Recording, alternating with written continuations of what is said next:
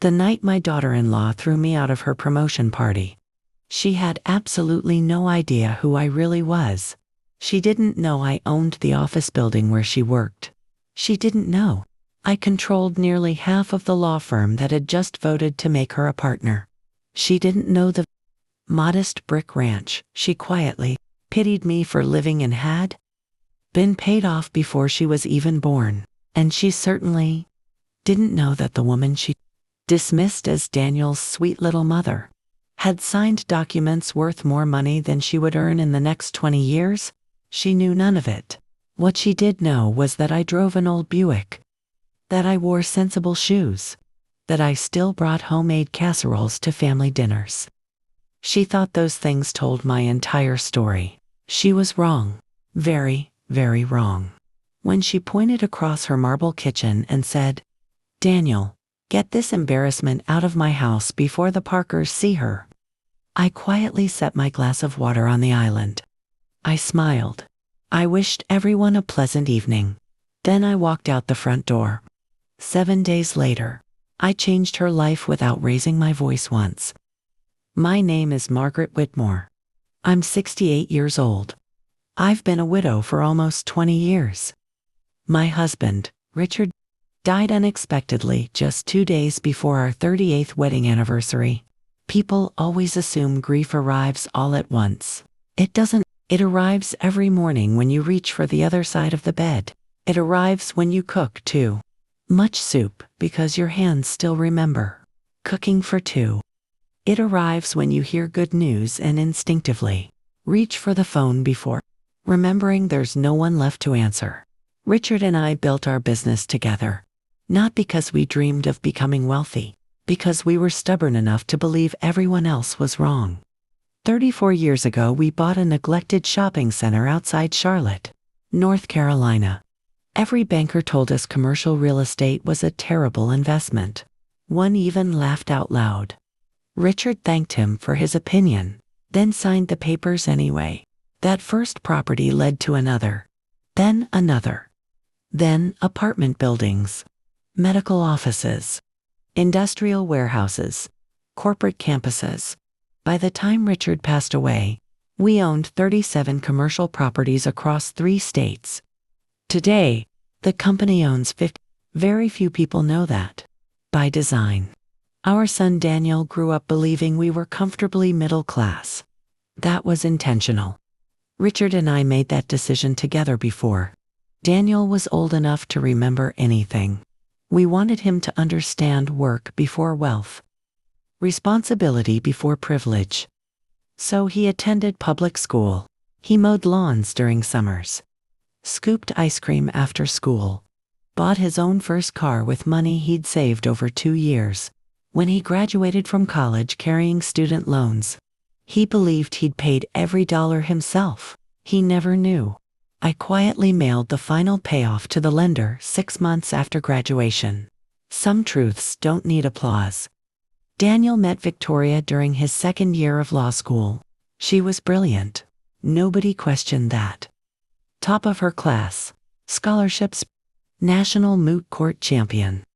The kind of young attorney who could dismantle an argument before most people finished making it. Her parents owned a small hardware store in Kentucky. Good people, honest people, the kind who still mailed handwritten birthday cards. I liked them immediately. Victoria was different. I noticed it the first Thanksgiving Daniel brought her home. She walked through my little ranch house slowly, not admiring it, evaluating it. Her eyes measured the worn hardwood floors, the dated kitchen cabinets, the old refrigerator, the simple furniture Richard and I had bought decades earlier because it was comfortable, not fashionable.com. By dessert, she had already decided exactly who I was. A pleasant, older widow, limited income, small life, someone deserving of kindness, but not respect. I recognized that look because I'd seen it before. People who mistake simplicity for failure always wear the same expression. I simply smiled and served pumpkin pie. Daniel and Victoria married 2 years later. Their wedding was beautiful. Small, elegant. Exactly the kind of ceremony Victoria had always imagined. Richard wasn't there to walk me down the aisle or straighten Daniel's tie before the ceremony. Cancer had taken him 3 years earlier. There are moments when widowhood feels manageable, and moments when the empty chair beside you weighs more than the rest of the room. Watching my only son get married without his father beside him was one of those moments. Still, I smiled, because Daniel looked happy.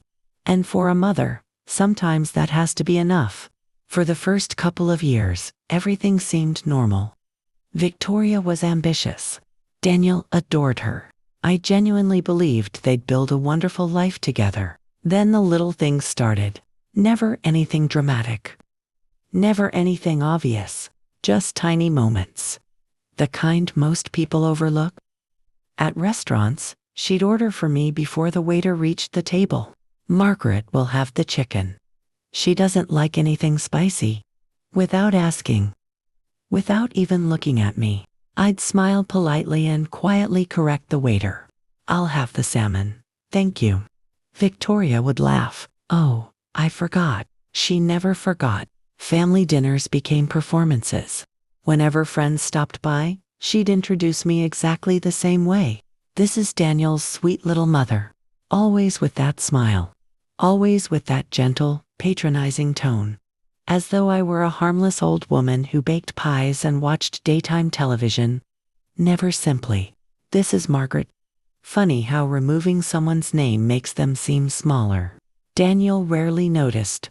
Or maybe, he noticed and convinced himself it wasn't important. Marriage has a strange way of teaching people to ignore things they once would have questioned. He loved his wife. He wanted peace. So he chose silence. Not because he was weak, because he believed silence protected everyone. I understood that. I'd made the same mistake myself once. Then Emma was born. Everything changed. She became the center of my world almost instantly. Every Wednesday she spent the afternoon at my house while Victoria worked late. We baked cookies, read books, built castles out of sofa cushions. She called me Grandma Maggie because she couldn't pronounce Margaret. I never corrected her. Some names become more beautiful when children invent them. 2 years ago, Daniel called one Sunday afternoon. His voice sounded unusually careful. Mom? Yes, sweetheart. We found a house. That's wonderful. It's perfect. There was a pause. But there it was. Every parent knows that pause. How much? He told me. $740,000. Beautiful neighborhood. Excellent schools. Enough room for Emma to grow up. They had saved nearly $200,000 on their own. Still, the down payment stretched them farther than they felt comfortable going. Daniel never asked me for money. Not once in his entire life. He simply explained the numbers. The way people explain the weather. But I heard the question hidden beneath them. I told him I had some savings Richard had left me. I offered $90,000. No strings attached. Only one request. Tell Victoria it's a loan. He sounded confused. Why? Because if she believes it's a gift, she'll feel obligated. And if she believes it's a loan, it protects everyone's pride. He thanked me so many times I finally had to interrupt him. After we hung up, I heard Victoria's voice faintly through the phone. Your mom actually had that kind of money. Not gratitude, not surprise, calculation, just one sentence. But sometimes, one sentence tells you everything. The move into the new house happened that spring. It was beautiful. White brick, black shutters, a wraparound porch. The kind of home people slow down to admire while driving past. Emma had a bedroom twice the size of Daniel's childhood room. Victoria hired an interior designer before the moving truck even arrived. Everything was perfectly coordinated. Everything except the way she started treating me. At first, it was subtle. She began speaking to me more slowly. Not because I couldn't hear. Because she'd quietly decided I couldn't keep up. When friends visited, she'd pat my hand and say things like, "Margaret doesn't worry about business or finances. She's happiest baking and gardening." I'd smile politely. "I own more commercial property than everyone in that room combined," I'd think. Then I'd ask if anyone wanted another slice of pie. Daniel remained exactly who he'd always been. Kind, busy, oblivious. He worked long hours at Carter, Brooks, and Ellison. Victoria worked even longer. Some nights they barely saw each other. Emma practically lived at my house 3 afternoons every week. I didn't mind. Those were my favorite days. Then one evening Daniel called. His voice sounded lighter than it had in months. "Mom, Victoria made partner." I smiled. She earned it. She really did, I know. He invited me to the celebration the following Saturday. "She wants the whole family there." I almost laughed. No, she didn't. Victoria had barely spoken 3 complete sentences to me in the previous month, but Daniel believed it. So I said yes. 3 days later, my attorney called. Her name was Eleanor Grant. She had represented our company for 24 years. "Margaret?" "Yes. I think you'll find this interesting." "What happened?" "The partnership package for Victoria Lawson." I frowned. "What about it?" "It requires final approval." I was silent. Then I remembered. Years earlier, Richard and I had quietly purchased a controlling interest in Briarstone Holdings. Briarstone owned the office tower where Carter, Brooks, and Ellison leased 5 floors. Later, when one of the founding partners retired unexpectedly, Briarstone acquired 48% of the firm's ownership through a holding company. Pure investment, no management, no publicity, no interviews. Most attorneys at the firm had absolutely no idea who ultimately owned nearly half their partnership structure. Victoria certainly didn't. Neither did Daniel. Only Eleanor, my accountant, and 3 senior board members. That's all. So, Eleanor continued, "Victoria's compensation package exceeds the approval threshold. Technically, your signature is required." I leaned back in my chair. For nearly a minute, I said nothing. Then I laughed, not because it was funny, because life occasionally writes stories no novelist would dare invent. "Approve it," I finally said. "No comments. No delays. No questions. Just approve it." Eleanor hesitated. "Are you sure?" "Absolutely." Victoria deserved the promotion. Her talent had earned it. Whatever happened between us would never interfere with her career. That wasn't who I was. Saturday evening arrived. I made Richard's favorite chicken and wild rice casserole. The recipe had been in our family for nearly 50 years. I wrapped the baking dish in foil, put on my navy dress, the pearl necklace Richard had given me for our 10th anniversary, and drove my 20-year-old Buick across town.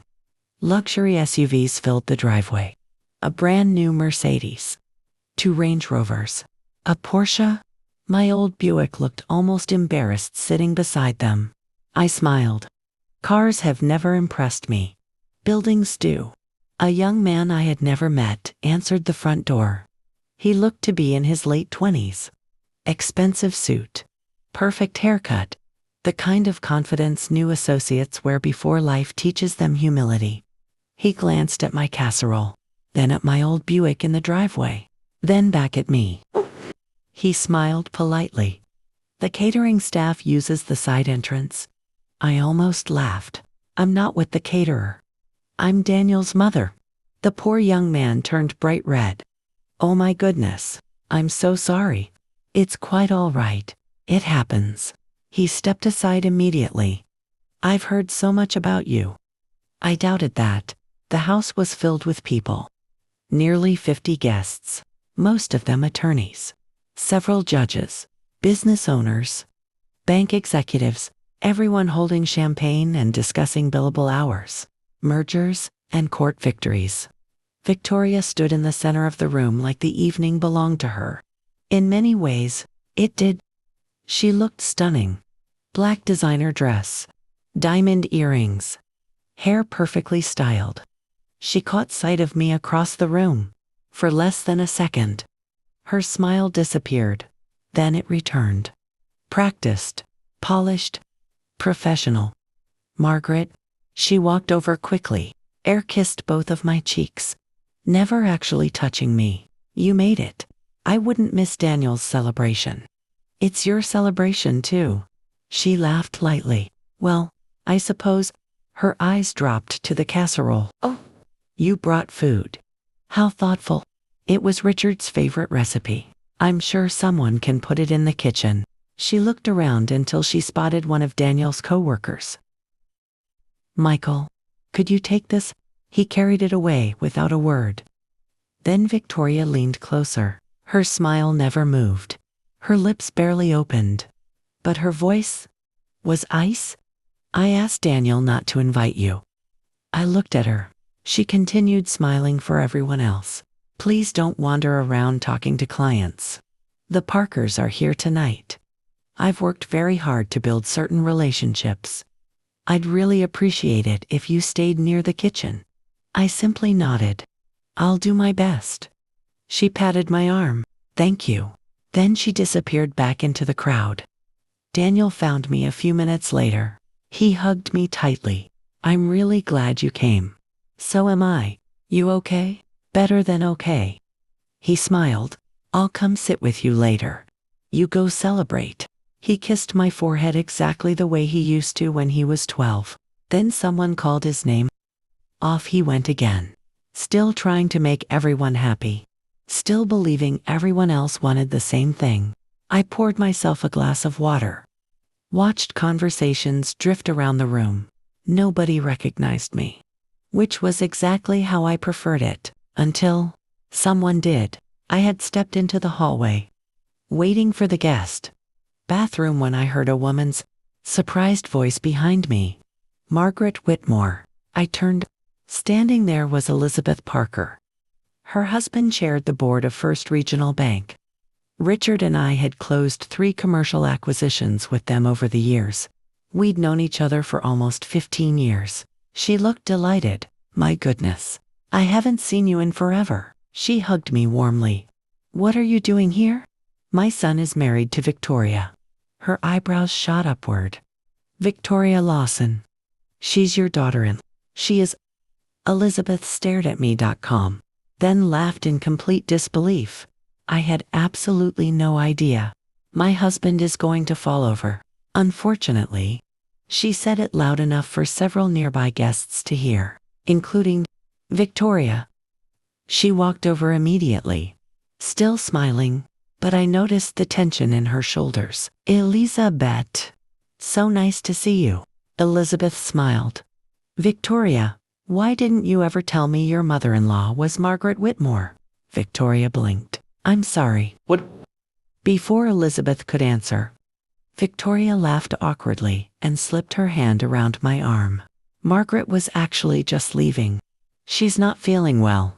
I opened my mouth to agree. I truly was ready to leave. But Elizabeth frowned. Leaving? Nonsense. Richard Whitmore built half the commercial district downtown. I haven't seen Margaret since the charity gala. Across the room, several heads turned, and for the very first time that evening, Victoria looked genuinely afraid. Victoria's smile didn't disappear. It hardened. Just enough for me to notice. Not enough for anyone else. I'm sure there's been some misunderstanding, she said lightly. Elizabeth looked confused. Misunderstanding. Margaret and Richard Whitmore.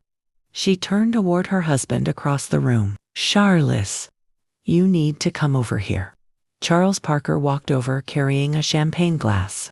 The moment he saw me, he smiled. Margaret. He shook my hand warmly. It's been too long. I heard Briarstone closed another acquisition. We did. Congratulations. Thank you. Victoria wasn't speaking anymore. Daniel had wandered over by then, sensing something unusual. He looked from me to the Parkers, then back again. Mom, you know Mr. and Mrs. Parker. Charles laughed. No, her. Daniel, Your mother is one of the smartest investors I've ever met. The room became noticeably quieter. A few nearby conversations stopped altogether. Victoria forced another smile. I think you may have Margaret confused with someone else. Charles looked genuinely surprised. Confused? No. Margaret Whitmore. Briarstone Holdings. Lakeside Commercial. The Whitmore Real Estate Group. I've signed financing agreements with her for years. Silence. Complete silence. Daniel slowly turned toward me. Mom? I looked at him. I was planning to tell you. Victoria stared as though she'd forgotten how to blink. No, she whispered. That's impossible. I answered softly. Why? Because I drive an old car. Because I still cook casserole. Because I never felt the need to tell people how much money I have. Nobody said anything. The only sound came from the music still playing quietly in the background. Victoria looked at Daniel. You knew. He shook his head immediately. No, I swear, I didn't. Then she looked back at me. What exactly do you own? I answered honestly. The office building your firm leases. Charles nodded. 5 floors. She laughed nervously. No, I mean personally. I met her eyes. Briarstone Holdings. The Whitmore portfolio. Several retail centers. Medical buildings. Industrial parks. A few apartment communities, and I paused. 48% of Carter, Brooks and Ellison. It felt as though every person in the room stopped breathing. One of the senior partners actually lowered his champagne glass. Victoria whispered. My firm.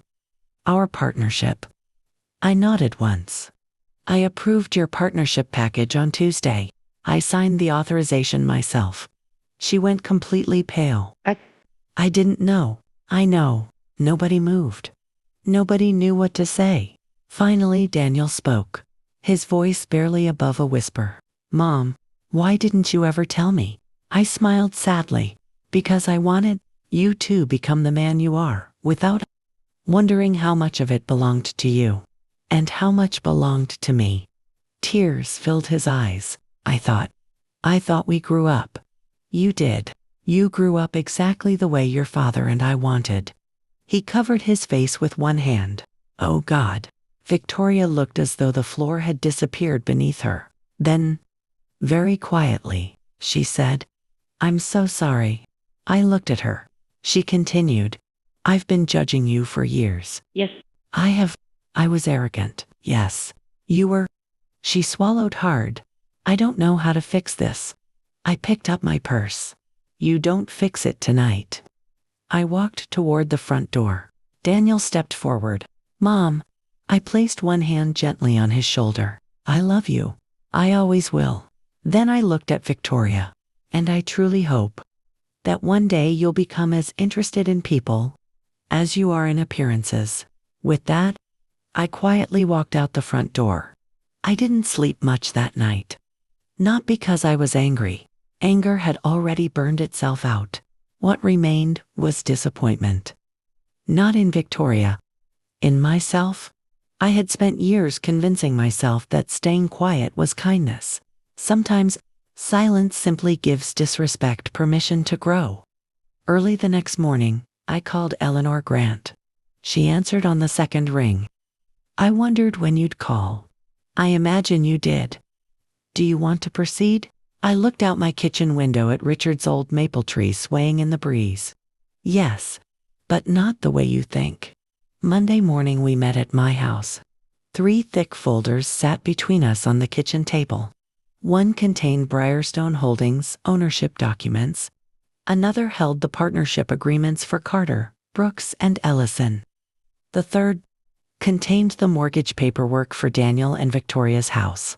Technically, the $90,000 contribution I'd made toward their down payment had been structured as a secured family loan through one of my trusts. A precaution. Nothing more. Richard had insisted years ago that family gifts should always be documented properly.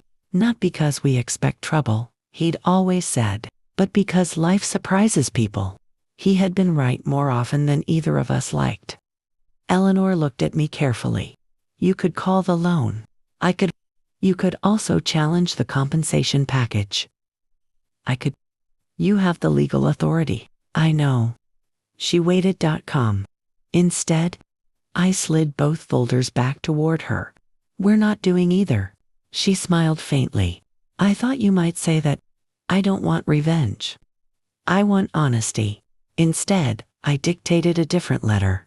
A formal request for a shareholder meeting. Nothing aggressive. Nothing personal. Simply my intention to attend the upcoming annual board session as principal owner of Briarstone Holdings. The managing committee accepted immediately. Most of them had never met me. Several assumed Briarstone was controlled by an investment bank. None of them expected a 68-year-old widow from a brick ranch house. That evening, Daniel came over alone. He looked exhausted. He hugged me before I even opened the door completely. I'm sorry. I know. No, you don't. He sat at my kitchen table exactly where he'd done homework as a teenager. For several minutes, neither of us spoke. Finally, he whispered, Victoria cried all night. I poured him coffee. I'm sure she did. I should have defended you years ago. I looked at him. When she called you sweet little mother, when she interrupted you, when she spoke over you, I saw it. I just kept telling myself it wasn't important. His voice cracked. I failed you. I reached across the table and squeezed his hand. No. You made a mistake. There's a difference. Then, for the first time in his life, I told my son everything. About Richard. About our first shopping center. About the dozens of buildings we'd quietly purchased over 40 years.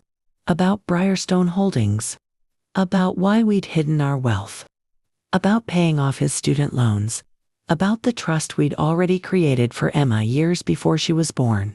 He never interrupted. He simply listened. When I finished, he covered his face with both hands. Oh, Mom, I thought I knew you. You knew the important parts. I just left out the balance sheet.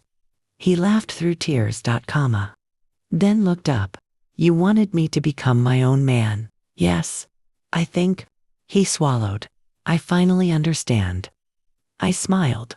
I hoped someday you would. Daniel left my house shortly before midnight. Before he reached the front door, he turned back. Mom, yes. If Victoria comes to apologize, will you listen? I smiled gently. I'll listen. Listening doesn't always mean forgetting. He nodded. I understand. For the first time in years, I believed he actually did. The next morning, at exactly 7:08, my doorbell rang. I was still wearing my robe. Emma's favorite stuffed rabbit sat on my couch from her visit 2 days earlier. When I opened the door, Victoria stood there. No makeup. Hair tied back. Blue jeans. An oversized sweater. She looked like someone who hadn't slept at all.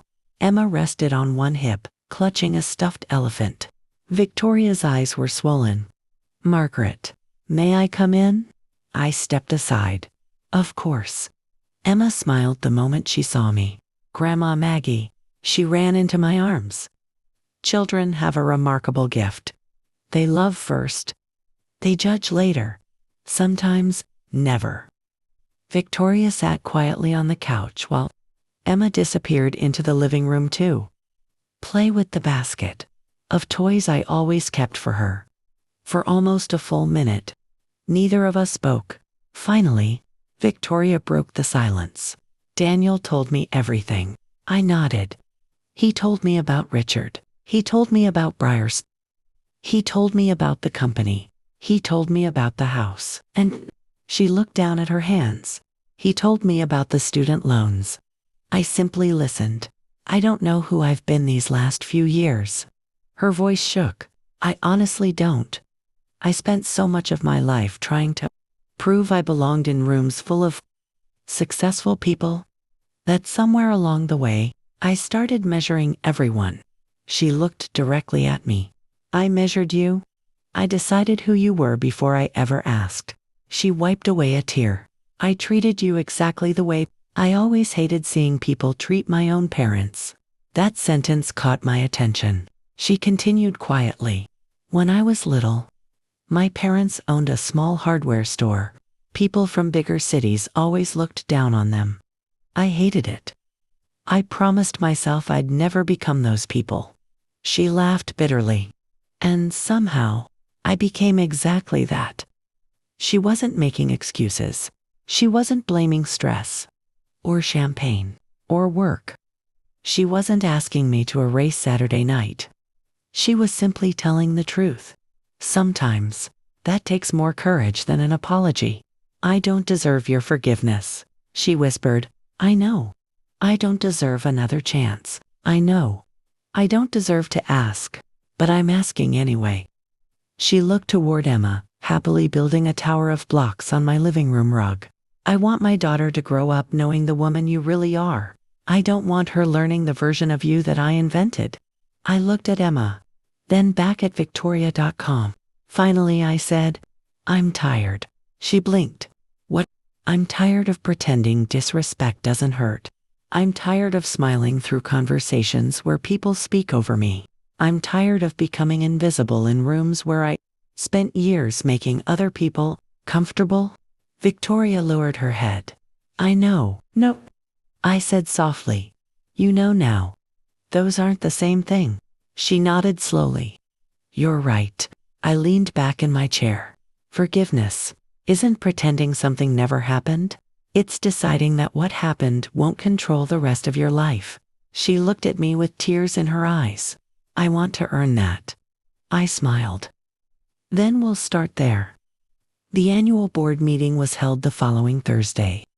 For the first time in over 10 years, I attended in person. The conference room occupied the entire top floor of Carter, Brooks, and Ellison. Floor-to-ceiling windows overlooked downtown Nashville. Mahogany table. Fresh flowers. Leather chairs.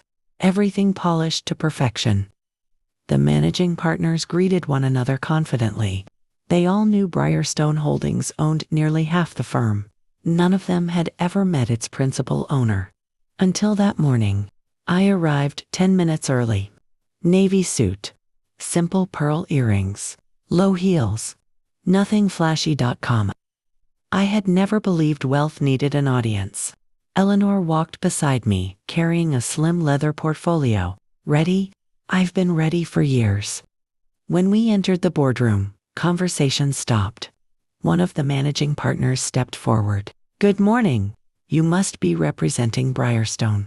I smiled. I am Margaret Whitmore. For a second, nobody reacted. Then recognition spread across several faces. One partner nearly dropped his notebook. Another quietly whispered, Whitmore. The chairman recovered first. Mrs. Whitmore, it's an honor. The honor is mine. Victoria entered less than a minute later. She froze. Not dramatically, not loudly. She simply stopped walking. She looked at me. Then at the nameplate already sitting in front of my chair. Margaret Whitmore, principal owner Briarstone Holdings. I watched realization settle over her completely. Not fear, not embarrassment, understanding. The meeting began. Financial reports, quarterly projections, expansion plans, routine business. Eventually the chairman reached the final agenda item. Partner compensation approvals. He looked toward me. Mrs. Whitmore, as majority representative, do you have any comments regarding Ms. Victoria Lawson's partnership agreement? Every eye in the room turned toward me, including Victoria's. She never looked away. I closed the folder in front of me. I do. Silence filled the room. I have reviewed every document. I've reviewed her performance, her client retention, her trial record, her leadership evaluations. I paused. My conclusion is simple. Victoria Lawson earned this partnership. I approve her compensation package in full. No conditions. No objections. No amendments. The chairman smiled. So noted.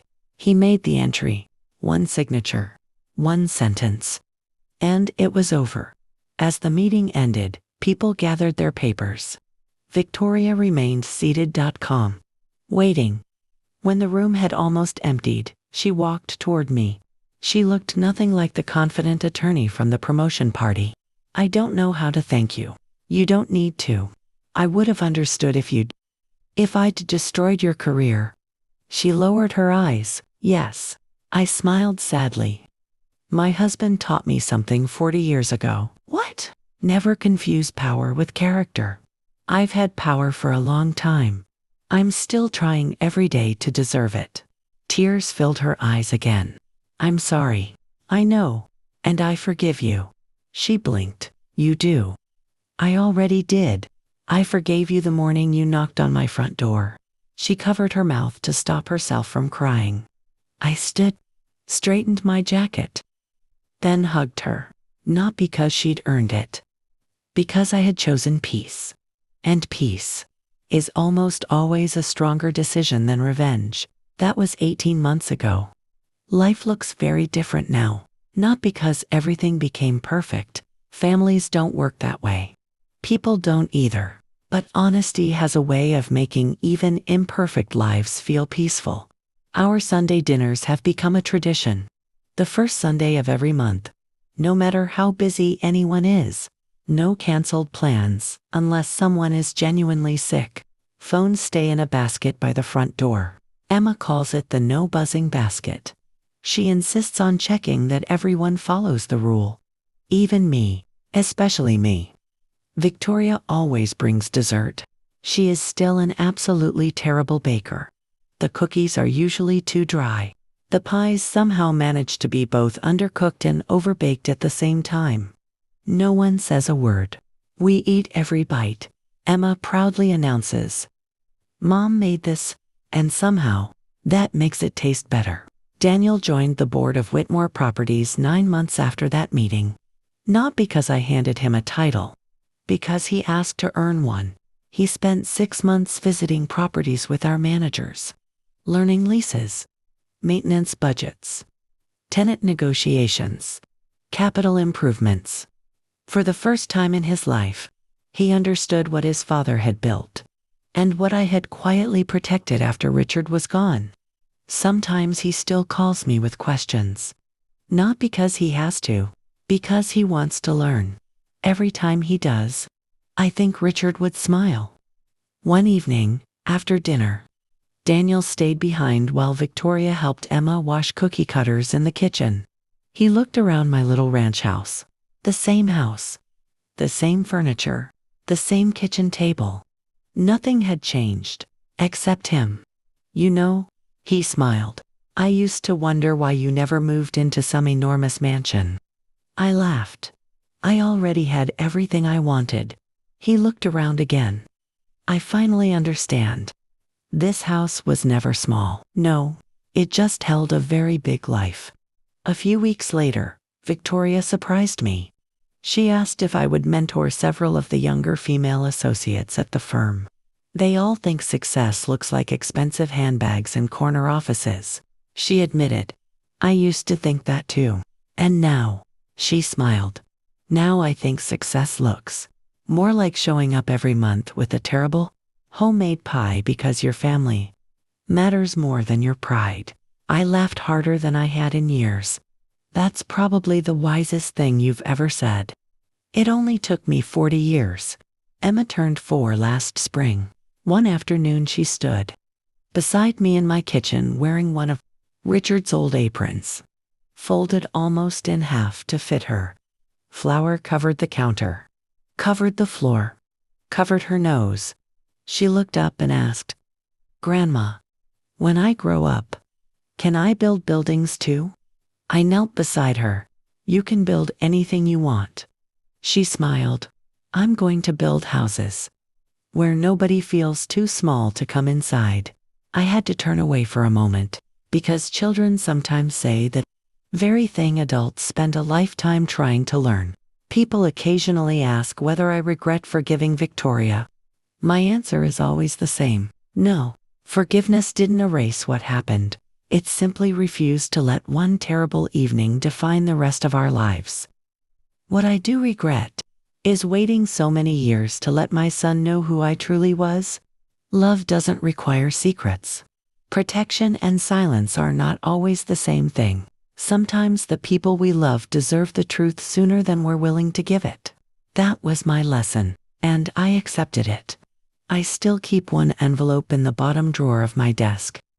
Inside are the original documents Eleanor prepared years ago. The partnership objection, the mortgage demand, every legal protection I could have used. I've never opened it. I probably never will. Not because I forgot. Because I chose a different ending. The envelope reminds me that forgiveness is strongest when it comes from someone who had every right not to forgive. If there's one thing these 68 years have taught me, it's this. People rarely reveal who they are in one dramatic moment. They reveal themselves quietly.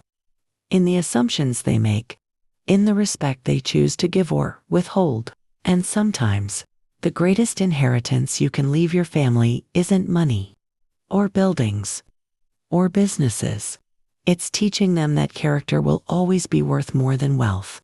Everything Richard and I built will one day belong to another generation. The buildings, the company, the investments, none of those things matter nearly as much as knowing Emma will grow up understanding something her grandmother learned a little later than she should have. Never decide someone's worth before you've been curious enough to learn their story.